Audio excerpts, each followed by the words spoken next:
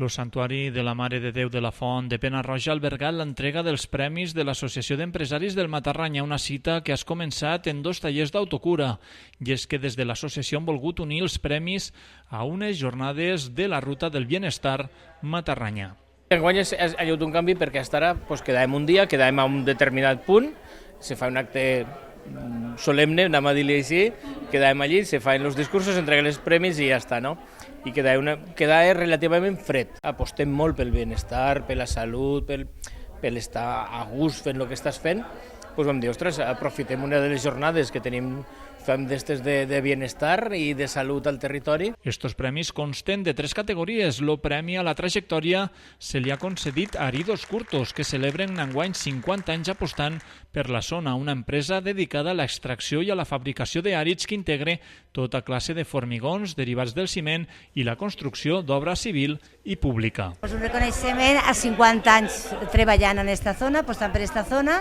No sempre és fàcil, i aguantar 50 anys és molt temps i hi intencions de continuar. Vam començar amb mon pare i mon tio, ells dos fent reparto per 2 camionets, i hem anat creixent segons la demanda. Pel que fa al reconeixement al compromís social, esta edició s'ha reconegut a Roquet, un negoci que ofereix als seus clients una selecció dels millors productes elaborats al territori i a les comarques veïnes. Este reconeixement sempre té una mica més d'energia i de suport per continuar endavant. Mostrar a la gent de pas tots els productes, sobretot agroalimentaris, que s'elaboren aquí al Matarranya i que tenen una qualitat insuperable. Finalment, el Premi a la Innovació ha recaigut en Inspira Street Food, espai que fusiona gastronomía, cultura y artesanía local.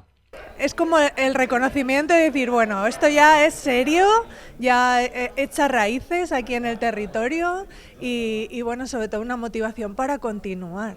Un espacio gastronómico, cultural y donde también nos gusta hacer talleres de arte, donde también los artesanos de la zona tienen un espacio para ofrecer sus talleres y su artesanía. Els premis dels empresaris se van crear ara fa 13 anys en la finalitat de reconèixer i apreciar els esforços dels empresaris de la comarca del Matarranya.